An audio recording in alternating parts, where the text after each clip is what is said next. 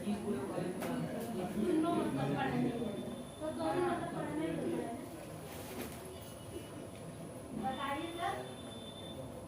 Topic शुरू करेंगे कौन सा? जर्मनी का एकीकरण। तो जर्मनी का एकीकरण कब हुआ, कैसे हुआ, किसने किया, किसके शासनकाल में हुआ, कौन इसका योगदान दिया था, ये सारी बातें इसमें जानेंगे जो बोर्ड एग्जाम के लिए आपके लिए ज्यादा जरूरी है। तो देखिए जर्मनी का एकीकरण 1815 में, कब? 1815 में नेपोलियन ने जिसकी शुरुआत किया था, नेपोलियन ने जिसकी शुरुआत किया था एक करने का, लेकिन उसका सपना जो है वो पूरा नहीं हो पाया। और 1815 की बात है, कब की? 1815 की। यूरोपीय शक्तियों ने, कोई किसी का भला चाहता है? कभी नहीं। और फ्रांस और किसकी? ऑस्ट्रिया। फ्रांस की ससुराल थी ऑस्ट्रिया में, मेरे एंटोइनस वहां से। और फ्रांस पे कब्जा किसने कर लिया? नेपोलियन बोनापार्ट ने। तो वही यूरोप की 4 शक्तियों ने, प्रसा, ऑस्ट्रिया, रूस और ब्रिटेन, इन चारों ने मिलकर नेपोलियन बोनापार्ट को वाटरलू के मैदान में हरा दिया 1815 में। और उसके बाद जब हरा दिया तो इन्होंने क्या किया कि एक संधि किया नेपोलियन से। उसका प्रारूप तैयार करने के लिए सब वियना नामक स्थान पर इकट्ठा हुए। भाई क्या क्या, जैसे अभी आपको कोई हरा दे तो आप उसकी शर्त मानने के लिए तैयार हो गए, कितना आपके ऊपर लाद दे। वही काम कौन किया? नेपोलियन के साथ ऑस्ट्रिया, रूस, प्रसा और ब्रिटेन ने। और इसका जो मसौदा पूरा तैयार करना था ना, उसका सबसे मेन अगुआ था मेटरनिक। तो वहां पे तैयार करने के बाद संधि कर ली गई और नेपोलियन ने जो पूरा एक किया, सबको फिर से छोटे छोटे खंडों में बांट दिया गया। लेकिन इसके द्वारा जो 39 राज्यों का जर्मन महासंघ बनाया गया था, उसे तोड़ा नहीं गया। लेकिन तोड़ने ना से क्या मतलब है? आपको पूरा बर्बाद कर दिया जाए, अंदर से खोखला कर दिया जाए और कह दिया जाए अभी आप हो। जैसे अपने यहाँ होता है कि देश नहीं बिकने देंगे, वही हाल वहां भी था 39 राज्यों के साथ। इसे तोड़ दिया गया, सब कुछ कर दिया गया। और इन सब पर अधिकार किसका था? ऑस्ट्रिया का। सब ऑस्ट्रिया के अंडर में कर दिया गया। 38 राज्यों में जर्मनी को बांट दिया गया और ऑस्ट्रिया पर, जो ऑस्ट्रिया था उसी का पूरे जर्मनी के हर राज्यों पर अधिकार लमसम था। और 1830 से 1848 के बीच कुछ ऐसी घटनाएं हुई जिससे फर्क पड़ा। 1830 में जब अन्य देशों में विद्रोह होने लगा तो जर्मन के लोगों ने विद्रोह किया। और विद्रोह के बाद कुछ राजा डर गए, उन्होंने क्या किया? संविधान को अपना लिया। लेकिन मेटरनिक के प्रोत्साहित करने के बाद उन संविधानों को नकार दिया गया, उसे कचड़े के डिब्बे में डाल दिया गया। इसलिए विद्रोह जब शासक के खिलाफ, उसके अत्याचार के खिलाफ लोग आवाज उठाने लगे तो वही विद्रोह कहलाता है। जैसे आपको कोई रोज मिलते जुलते जड़ता रहे, एक दिन आप लोग बस हद हो गई, आप तो नहीं छोड़ेंगे इसको। भाई खाना बनाने के लिए आग की जरूरत पड़ती है, चूल्हे में लगाया जाता है ना, बटुए में आग लगा दोगे तो फिर गलत हो जाएगा। तो किसी को इतना ना सताओ। तो वही हाल यहाँ हुआ। तो 1830 में जब कुछ जगह विद्रोह हुआ तो इससे जर्मनी के जो कुछ राज्य थे वो थोड़ा आतंकित हुए और संविधान को मानने के लिए तैयार हो गए और संविधान को मान लिए। लेकिन बाद में जब उन्हें प्रोत्साहन मिला तो इन सबको नकार दिया। इसके अलावा उस समय जो प्रसा का राजा था, कहाँ का? प्रसा का राजा नहीं, नेपोलियन कहाँ आ गया प्रसा में? विलियम तो बाद में आएगा, उसके पहले तो 1861 बनता ना, उसके पहले प्रसा का जो राजा था ये भी जनता का मुकुट नहीं चाहता था कि संविधान बन जाए देश के लिए, ऐसा कुछ नहीं चाहता था। तो ऑस्ट्रिया के राजा और प्रसा के राजा दोनों ने मिलकर राष्ट्रवाद को दबाने का प्रयास किया और कुछ हद तक सफल भी रहे। लेकिन जो जर्मनी का इतिहास बदलता है उसकी शुरुआत हो गई 1861 से। 1861 में जब विलियम प्रथम प्रसा का राजा बनता है, कौन? विलियम प्रथम।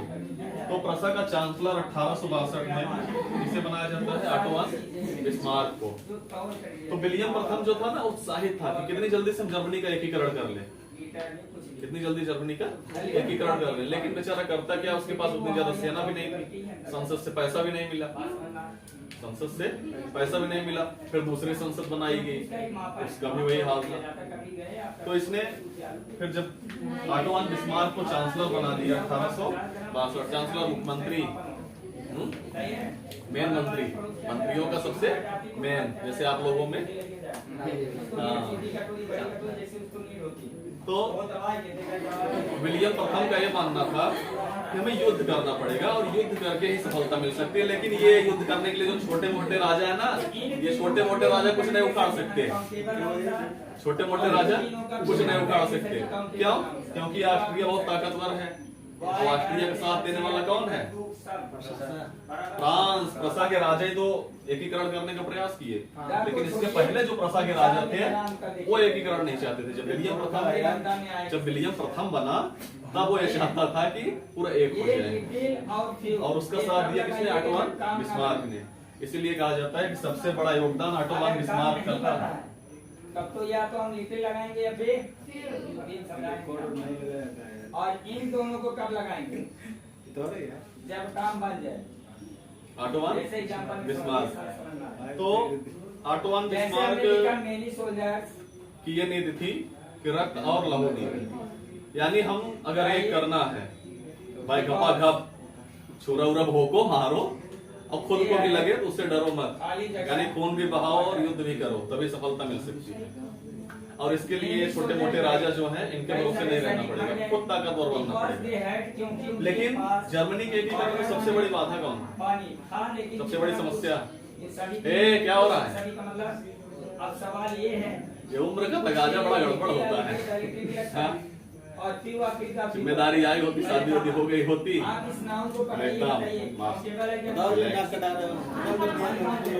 तो इस जर्मनी के एकीकरण में सबसे बड़ा रोड़ा कौन था जानते हो? ऑस्ट्रिया। क्यों? क्योंकि ऑस्ट्रिया की जो राजकुमारी थी मेरी एंटोइना, उसकी शादी हुई थी फ्रांस, और फ्रांस पे ही कब्जा किसने किया था? नेपोलियन ने।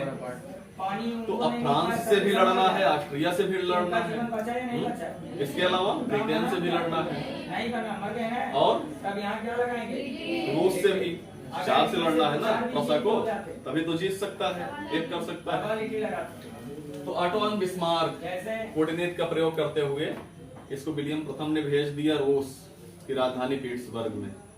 वहां का क्या बनाकर, दूत बनाकर ये राजा जार को अपनी तरफ मिला लिया, भैया आ जाओ, जो भी कूटनीति प्रयोग किया हो अपनी तरफ मिला लिया। और अपनी तरफ मिलाने के बाद तब जाके जर्मनी के एकीकरण के लिए 7 वर्षों तक युद्ध चला था। 7 वर्षों मतलब 7 वर्ष तक लगातार नहीं, 7 वर्ष में 3। पहले उन्होंने हराया फ्रांस को, फिर हराया ऑस्ट्रिया को, फिर डेनमार्क।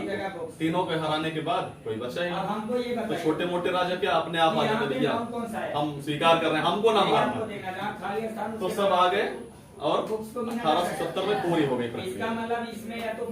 उसके बाद 1871 में क्या हुआ कि पूरे जर्मनी महासंघ का सम्राट बना दिया गया विलियम प्रथम। विलियम प्रथम को पूरे जर्मनी महासंघ का सम्राट बना दिया गया। इस प्रकार 1871 में जर्मनी का एकीकरण हो गया। ये इतनी बातें जो है मुख्य इसकी ये याद रहे, बाकी कुछ नहीं याद रहेगा करना चाहिए। ऑटोवान बिस्मार्क याद रहना चाहिए। विलियम प्रथम 1861, 1862 और 1870, 1871 और 3-4 लोगों से। पहले तो जर्मनी का एकीकरण में कौन? ऑस्ट्रिया, रूस, ब्रिटेन, प्रसा। लेकिन बाद में इसी में से प्रसा ने अगुवाई किया। तो प्रसा किसके किसके? ब्रिटेन, ऑस्ट्रिया, रूस और फ्रांस, 4 इनके लिए थे। इसमें सबसे बड़ा रोड़ा कौन था? ऑस्ट्रिया। इसलिए सबसे पहले ऑस्ट्रिया से निपटना था, तो इसके लिए उन्हें कमजोर करना पड़ेगा। तो गया रूस, और रूस के जार को अपनी तरफ मिला लिया। फिर ऑस्ट्रिया को हराया, फ्रांस को हराया और डेनमार्क को हरा के फिर पूरे जर्मनी का एकीकरण हो गया। तो जब पूछेगा कि जर्मनी के एकीकरण में सबसे बड़ा योगदान किसका था? ऑटोवान बिस्मार्क का। जर्मनी के एकीकरण में भूमिका निभाने वाले ऑटो ऑन बिस्मार्क की नीति कौन सी थी? रक्तौर लाव नीति किसकी थी? तो चाहे जैसे घुमा के पूछे, सबका आंसर सेम वही आया।